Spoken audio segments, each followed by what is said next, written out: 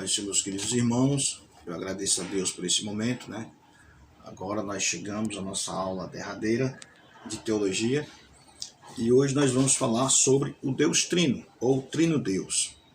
A gente vai procurar entender melhor como trabalha, na palavra teológica, como é a economia da Augusta Trindade, né? Então, os planos da existência, natureza e atributos de Deus nos ensinam somente o que Deus necessariamente é, o que em virtude dos seus atributos essenciais ele pode fazer. Fazia-se, no entanto, necessária uma revelação especial para assegurar-nos do seu infinito amor, libertando-nos da culpa e abençoando-nos com a sua docíssima comunhão com ele, e para que a revelação plena da sua graça na redenção dos pecadores se manifestasse, necessária uma revelação especial, ele pode fazer, né? Fazia-se, no entanto, necessário uma revelação especial para assegurarmos seu infinito amor, libertando-nos da culpa e abençoando-nos com a sua docíssima comunhão com ele. E para que a revelação plena da sua graça, na redenção dos pecadores se manifestasse, necessário era que Deus se desvendasse mais positivamente o modo de sua existência pelo qual ele ultimamente se manifestou, incluindo na unidade do seu ser uma distinção de pessoas nele, de pessoas. Nelas existem o mesmo Deus, de que procede todas as coisas, por quem todos existem, subsiste pelo Filho e aplicado pelo Espírito Santo. Então, o que nos está dizendo aqui o livro apóstolo, né? Que nós conhecemos Deus, mas para que nós possamos conhecer Deus, ele tem que se revelar, tem que ter uma revelação especial. Existe a revelação universal, é quando Deus se revela à humanidade toda, e a revelação especial, que ele se revela ao indivíduo individualmente, né? E é nessa revelação especial que Deus se manifesta, que nós passamos a entender Deus. E, meus jovens irmãos, através do próprio intelecto, a gente não pode entender Deus. Ele se manifesta e se auto-revela a nós, né? E a partir da sua revelação especial é que nós passamos a conhecê-lo melhor, né? Então, essa revelação especial vem através do Espírito Santo e da própria encarnação de Deus, Jesus Cristo, né? Que é a epifania por excelência, né? Então, somente pela manifestação do mistério superior da Trindade que se completa a revelação da essência divina. Finalmente, o tão inefável mistério aparece à mente escurecida da humanidade quando o exigem as necessidades do plano da redenção, que se prendia à distinção de três pessoas da divindade que somente se podia compreender na base da Trindade, né? Da Trindade de unidade. A natureza de Deus, portanto, tem se manifestado em três graus correspondentes aos três planos da revelação. Deus, deste modo, chegaram naturalmente a conhecer a Deus, primeiro como Espírito infinito, ou Deus da natureza, depois como Redentor da humanidade, ou Deus da graça, e, finalmente, como Pai, o Filho e o Espírito Santo. Então, o que o autor está dizendo é o seguinte: a revelação, ela é gradual, né? A revelação, ela não é simultânea. A revelação, ela vem desde o Antigo Testamento, a revelação especial de Deus sobre a salvação, sobre sua pessoa. Mas essa revelação gradual é que faz com que a gente consiga entender as coisas de Deus melhor. Nessa revelação triuna da unidade, da Trindade na unidade, a gente vê que Deus se manifesta no Antigo Testamento. E, no entanto, no Antigo Testamento, ele se manifesta de uma maneira gloriosa e as pessoas não tinham noção do Espírito Santo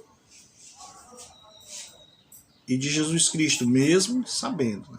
Mesmo eles, já existindo, eles não entendiam, né?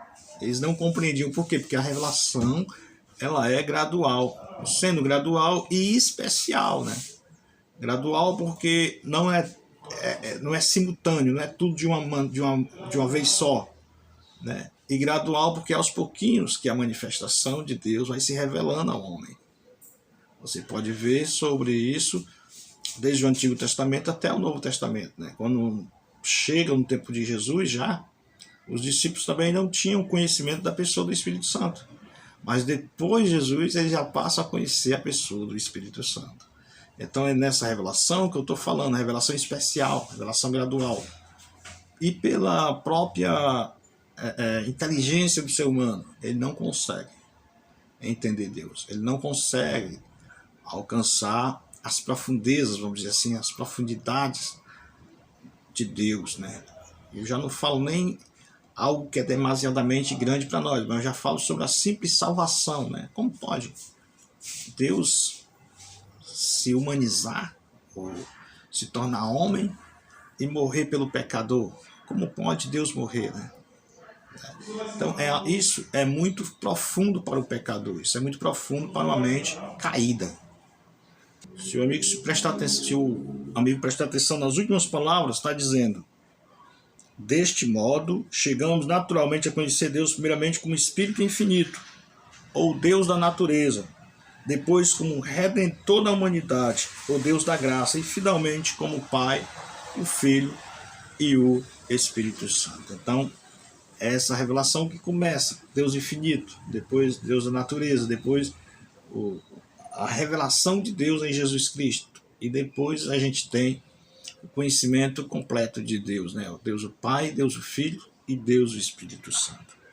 Então, a Trindade, o Trino Deus, o Pai, o Filho e o Espírito Santo, né? Vamos ver agora, falando sobre isso, os elementos do plano da salvação que radiam na natureza misteriosa da divindade, em que coexiste a distinção trienal das pessoas, com a absoluta humanidade de essência. A revelação da Trindade foi, por consequência, incidental para a execução deste plano em que o Pai envia o Filho para ser a propiciação pelo pecado, e o Filho, voltando para a glória que tinha com o Pai, antes da criação do mundo, enviou o Espírito Santo para aplicar sua redenção aos homens. João 3, 13 ao 21, e etc, vários, e 1 e 8, né, de Atos, 2 e 1 ao 4 de Atos, Lucas 24, 49, né. Então, o plano da salvação era justamente isso, né. Deus, ele envia Jesus Cristo vem, é a propiciação pelos nossos pecados, é o Deus perfeito, e sendo ele o Deus perfeito, ele se torna holocausto por nossas vidas, e por fim, quando ele volta ao Pai para ter comunhão com ele novamente, como antes, né, da criação do mundo, envia o Espírito Santo que está conosco até hoje. Para a gente não esquecer, né, o costume de manusear a Bíblia Sagrada, vamos abrir em 1 e 8 de Atos, que diz: mas recebereis poder, tendo vindo sobre o Espírito Santo sobre vós, e ser-me-eis testemunhas, não só em Jerusalém, mas também em toda a Judéia, Samaria e até ao extremo da terra. Então, o Senhor Jesus, antes de subir, ele fala sobre as três pessoas, né? Lógico, as três pessoas: do Pai, do Filho e do Espírito Santo. Então não é uma única pessoa, são três pessoas. A manifestação deste fato fundamental da divindade, ou da divina natureza, refere-se até o tempo em que se opera a redenção, a qual havia há tanto tempo prometida, né? Você vê que a primeira vez que a redenção ela é prometida pelo próprio Deus em 3,16 de Gênesis. Depois da queda, ele diz que nascerá um, né, no caso Jesus Cristo, que pisaria a cabeça daquela serpente. Então, Jesus, através do seu poder e através da sua morte vicária ou substituta, ele pisou a cabeça da serpente e nos deu graça, né, para viver. Vamos ver o que diz Gálatas 4, 4 e 5. Olha só o que diz: quando, porém, veio a plenitude do tempo, dispôs fora de Deus o Filho dele, vindo a ser de mulher, vindo a ser sob a lei, para que os sob a lei adquirisse no mercado fora, né, para que a colaboração de filho tomemos, né? Então, vamos ver outra versão. O mesmo texto, só que em outra versão. Vindo, porém, a plenitude dos tempos, vindo, porém, a plenitude do tempo, Deus enviou o seu Filho, nascido de mulher, nascido sob a lei, para resgatar os que estavam sob a lei, a fim de que recebêssemos a adoção de filhos. Logo, o que o texto está dizendo? Que foi no tempo certo, no tempo de Deus, que Jesus veio, né? No tempo correto. Na plenitude dos tempos é quando o tempo está correto, né? É o tempo exato, no tempo preciso de Deus. Jesus veio, e nascido de mulher, morreu para que nós fôssemos salvos. Não em palavras, mas de fato, o aparecimento do Filho de Deus sobre a terra e subsequente descida do Espírito Santo enviado como seu representante, né? Logo no início do ministério de Jesus, as três pessoas se exibem em nossa vista, né? Por ocasião do batismo, Mateus 3:16, vamos ver.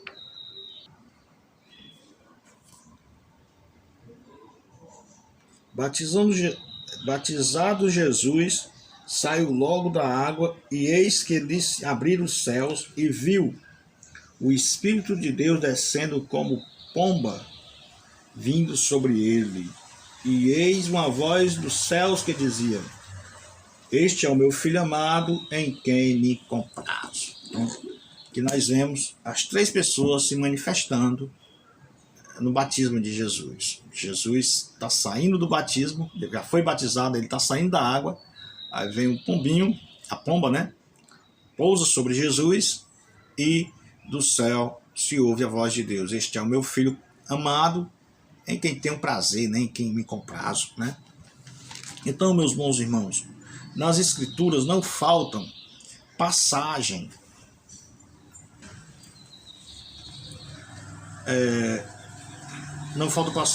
com as três pessoas apareçam junto, né? De modo a comprovar no mesmo tempo a sua unidade e a sua distinção, né?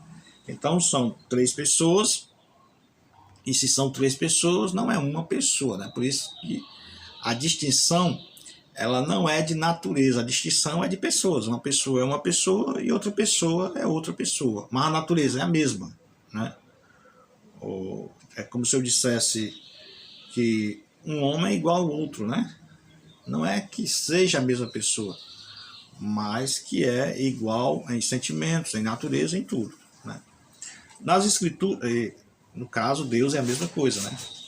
Nas Escrituras, não faltam passagens com as três pessoas que apareçam juntas, né? Lógico, sempre vai aparecer elas juntas, né? Então, a oração do 17:17 de João, né? Ali não é um monólogo, ali Jesus está falando com o Pai. As orações, Jesus não está orando para ele mesmo, está orando para o Pai, está falando com o Pai, né? Então são pessoas distintas, pessoas diferentes, né? E que se manifestam, como diz, na plenitude dos tempos, né? Então a mais proeminente destas passagens é a fórmula do batismo em nome de Deus Trino, posta nos lábios dos apóstolos do Senhor ressuscitado, Mateus 28:19. Vamos ver. Mateus 28:19. Olha o texto. 28:19. Ide, portanto, fazei discípulos de todas as nações, batizando-os em nome do Pai, do Filho e do Espírito Santo, né? Batizando-as em nome do Pai, do Filho e do Espírito Santo.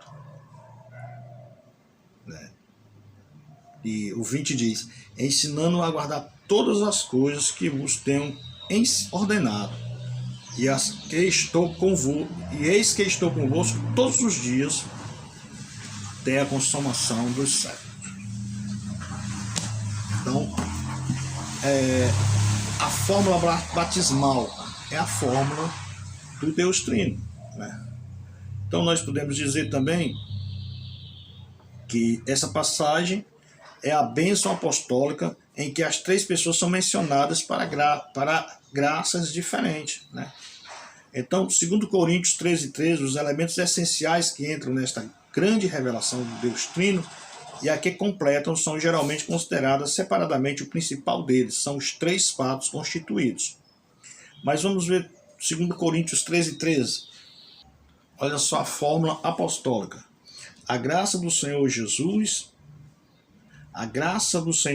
Cristo e o amor de Deus e a comunhão do Espírito Santo sejam com todos vós, né? Essa é a bênção apostólica, né?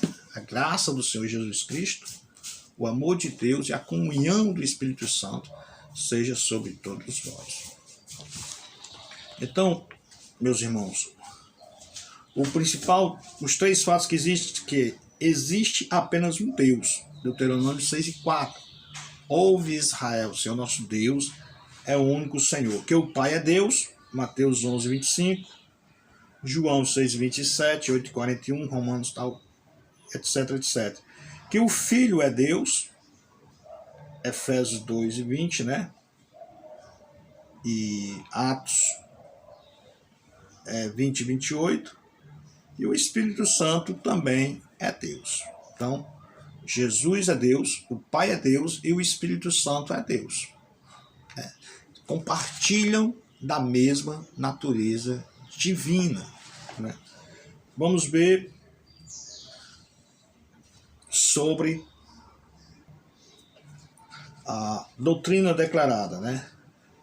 São o Pai, o Filho e o Espírito Santo são pessoalmente distintos um do outro por meio de promessas, de pronomes pessoais, aliás, capazes de manter ou de mandar e ser mandado entre si, de amor por si mesmo, né? de se andar e de honrar mutuamente, assim por diante, né? Eles então se amam, né? E se honram mutuamente, né? Então, João 15:26, vamos ver João 15:26, ao texto. Quando, porém, vier o Consolador, que eu vos enviarei da parte do Pai, o Espírito da verdade que dele procede, esse dará testemunho de mim. É o que Jesus fala em João 15:26. E tem vários outros, né? A doutrina da Trindade é apenas a síntese, né, destes fatos, e não lhe ajuntando nada mais. Simplesmente reconhece na unidade de Deus uma trindade de pessoas associadas na obra da redenção. Na persecução desta obra se acham aplicadas certas relações de subordinação de modos de operar. O Pai manda, o Filho envia o Espírito. O Pai manda, o Filho envia o Espírito Santo, né? Mas as três são uniformemente muito representadas nas Escrituras, iguais em sua natureza essencial. Cada igual a Deus é bendito por todos os séculos, né? Romanos 9:6. Vamos ver.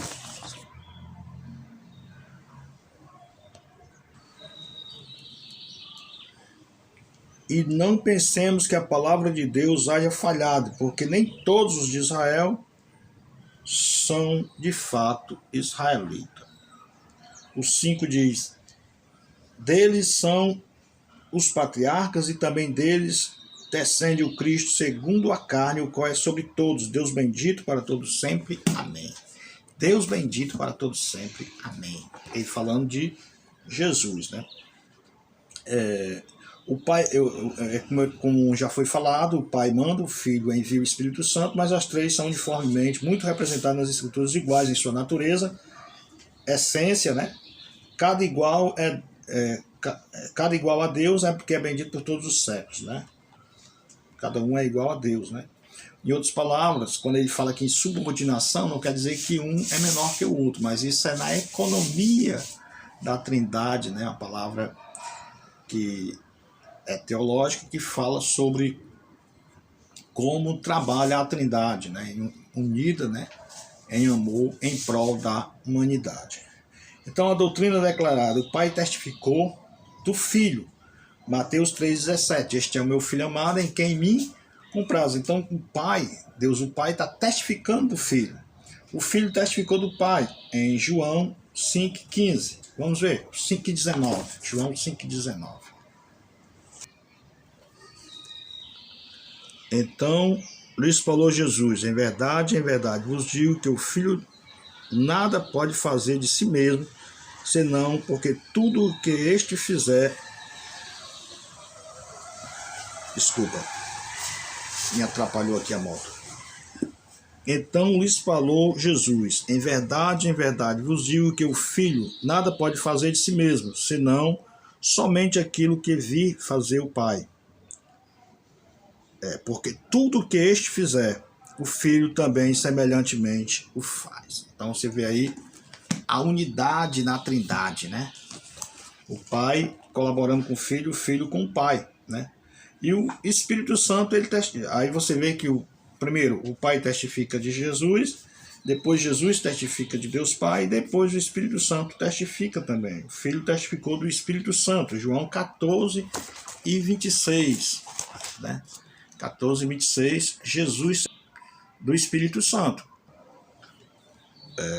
Mas o Consolador, o Espírito Santo, a quem o Pai enviará em meu nome, esse vos ensinará todas as coisas e vos fará lembrar de tudo que vos tenho dito.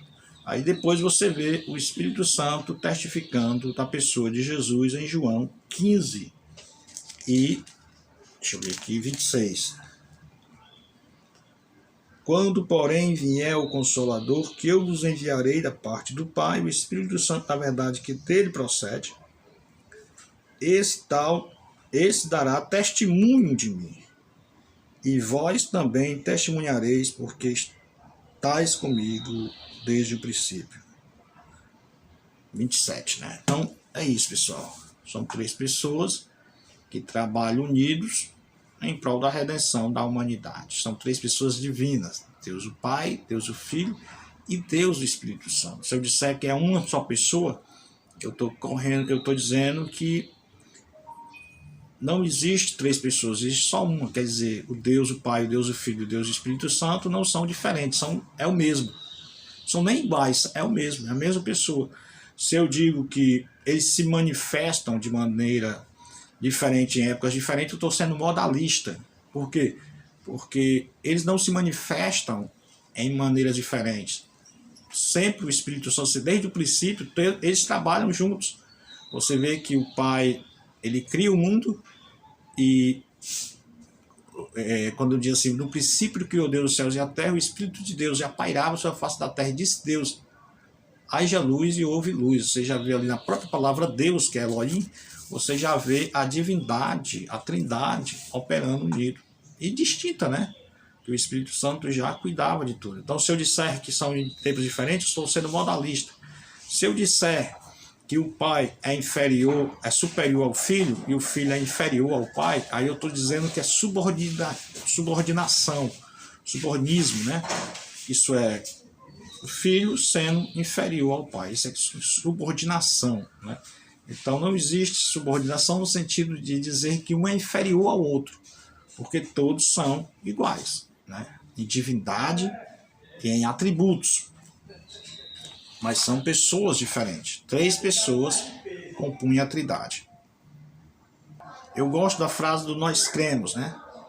Ou do nosso credo, que diz assim: nós adoramos um Deus em Trindade e a Trindade em unidade, sem confundir as pessoas e sem separar a substância. Quer dizer, eu adoro um Deus em Trindade, um único Deus em Trindade. E a Trindade é unidade. Eu faço separação nessas unidades, que é o Pai, o Filho e o Espírito Santo.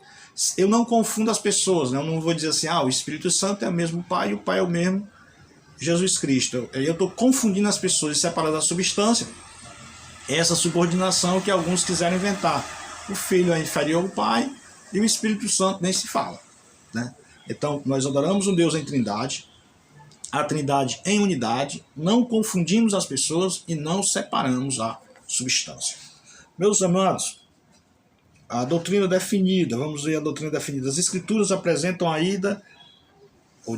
as Escrituras apresentam a ideia verdadeiramente absoluta Deus de fato está separado do mundo e acima do mundo.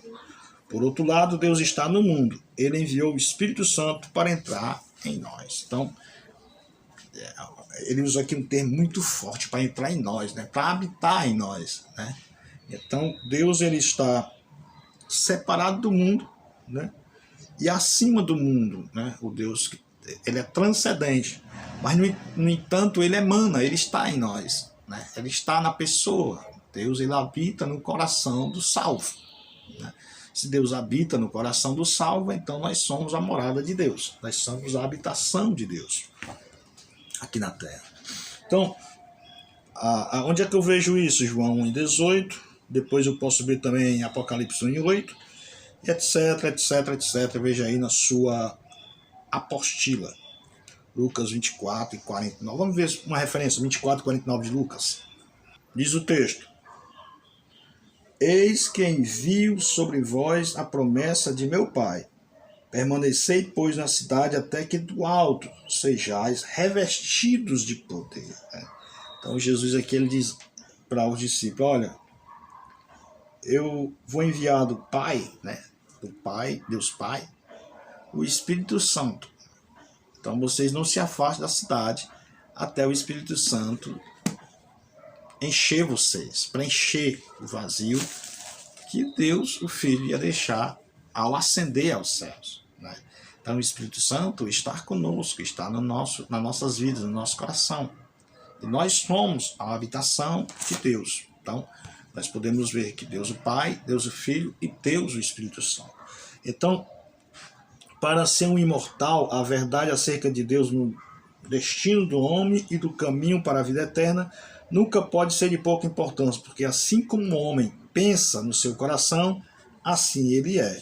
Toda a existência do homem gira em torno do que pensa, especialmente do que pensa em Deus. Então o ser humano, ele vive a sua existência, que é curta, né? A existência do ser humano ele não é tão prolongada, é curta, mas todas elas giram em torno de Deus, né? Porque um dia a eternidade vai bater a porta, né? E o que você tiver feito, ou vai ser para a sua condenação ou para a sua salvação. Ninguém escapa do juízo divino, né? Como ninguém escapa do juízo divino, Deus ele provê para nós crentes, para a sua igreja, essa bênção, né? De quê? De o Espírito Santo está em nosso coração, né? E outra coisa, depois que se ouve o Evangelho, só se perde se quiser, né?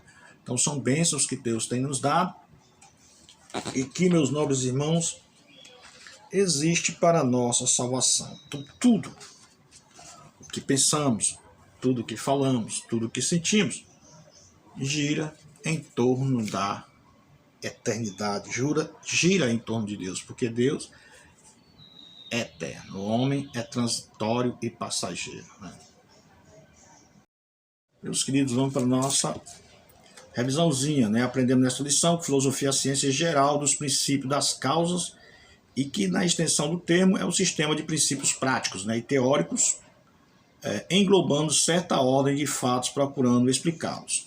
Então, desde quando a filosofia veio a existir na Grécia Antiga, nós vemos que sempre ela procura o quê? A causa, né? O que foi que causou isso? Por que esse livro está aqui, né? O cara estava pensando, alguém imagina como era que Sócrates, né, falava aquilo, mas Sócrates ensinava o povo, né? Sendo que Sócrates não escreveu muito, né?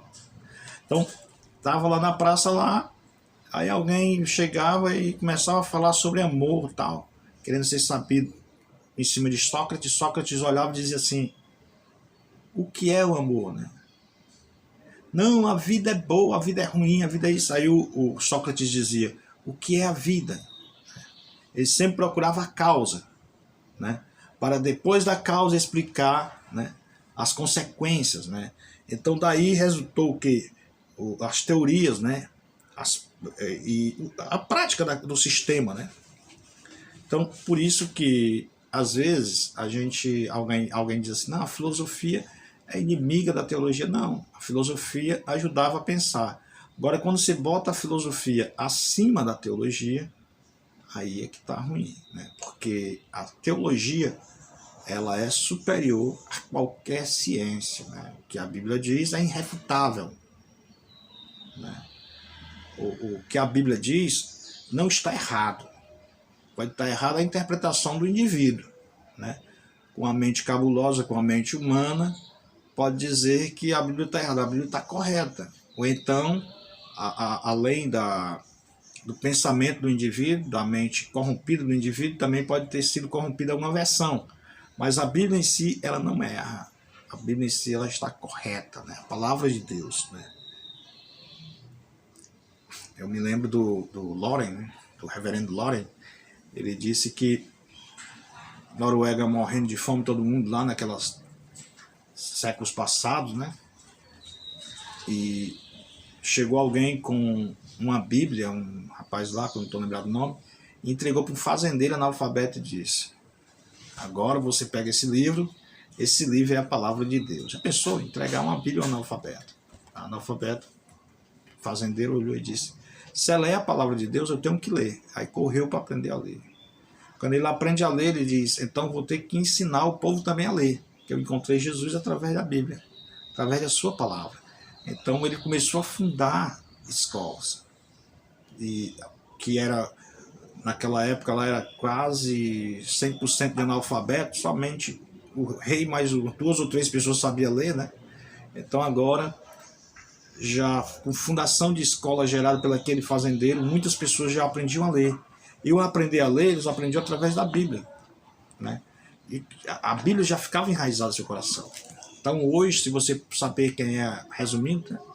Hoje, se você for ver a Noruega, é o país mais rico do planeta, segundo Loren, e é também o mais alfabetizado, né? E é o mais rico, o que tem mais intelectuais e tudo. Mas começou tudo por onde? Pela Bíblia, né? De um país miserável a super rico, né? Então, meus amigos, a Bíblia, ela é a palavra de Deus e ela causa diferença. Não só na eternidade, porque você vai viver eternamente salvo, mas também aqui na terra. Ela vai dissipar suas ideias, você vai ter uma vida diferenciada, né? Você vai ter um padrão de vida melhor quando você passa a conhecer a Bíblia, quando você passa a ter a Bíblia como a sua regra de fé e base, né? Então, meus irmãos, vimos também a ontologia e a ciência que estuda os seres em geral, teoria ou ciências que estudam o ser enquanto ser considerado em si mesmo, né? Independentemente do modo pelo qual se manifesta. A gente viu isso nas aulas passadas, pode estar até esquecido, mas a gente já viu. Você viu ainda, em regra geral, a ontologia encara o ser absoluto que é Deus. Aprendemos também que para Aristóteles, Deus era causa primeira, né? O gerador, etc. Então, a gente aprendeu também que Aristóteles dizia que Deus, ele era a causa primeira. Deus era o gerador de tudo. Deus era o ponto inicial. Porque sem ele, as demais coisas não teria sido criado. Nós vimos também que para Descartes, Deus era a força vital da mente. Então, Descartes, acho que é esse a pronúncia do nome desse elemento, ele dizia que Deus era a causa vital, né? A causa da força, a causa da força da mente, né? Ainda você vai... que para Bergson, Deus era um canal de procedência e uma embocadura, ou seja, o começo e o fim de tudo. Para Bergson, Deus era o começo e Deus era o fim, né? Nós aprendemos também que para Einstein Deus era um poder operante, um poder pensante, além da razão. Então, Einstein ele pensava Deus como um matemático, né? Uma matemática pura e simples, né? Poder pensante, poder operante. Então nós também vimos que para Platão Deus era uma ilha, Ion e Crua, procurada para descanso, né, e paz, referindo-se à ideia de que Deus, exclamou Sócrates, uma coisa sei, é que nada sei. No entanto, a Bíblia nos afirma, sabemos que já que somos de Deus, é vindo, né? Então, se Sócrates, ele tinha Deus como uma ilha de descanso, ele dizia, uma coisa sei que nada sei, mas nós já sabemos, né? Que Jesus, ele é vindo de Deus. Então, através da Bíblia, a gente já sabe. Sócrates não chegou nem perto de saber o que nós sabemos. Ora, você viu ainda que os atributos de Deus não relacionados, seja espiritualidade, infinidade e unidade. Então, os atributos de Deus que não coopera conosco, aliás, que não, como é que eu posso dizer assim, que não comunica conosco, é a onipotência, a onipresença, a onisciência, a sabedoria e a soberania, né? E os não relacionados é a espiritualidade, a infinidade e a unidade, né? Vimos ainda que os atributos morais de Deus, que são santidade, justiça, fidelidade, misericórdia, amor e bondade, né? E esses atributos são relacionados a nós. Então, eles são cooperadores conosco. Esses atributos, eles são adicionados às nossas vidas também, à nossa natureza. Então, posso dizer que o amor, a santidade, a justiça, a fidelidade, a misericórdia, a bondade são atributos comunicáveis de Deus. E os outros não são comunicáveis, que são a soberania, a sabedoria, a onisciência, a onipresença, a infinidade, a espiritualidade de Deus em si, a unidade de Deus em si não é comunicável com a gente. Mas, meus irmãos, parar por aqui. Muita água mata a planta, né? Deus abençoe a todos vocês e até o próximo encontro. Pode ser.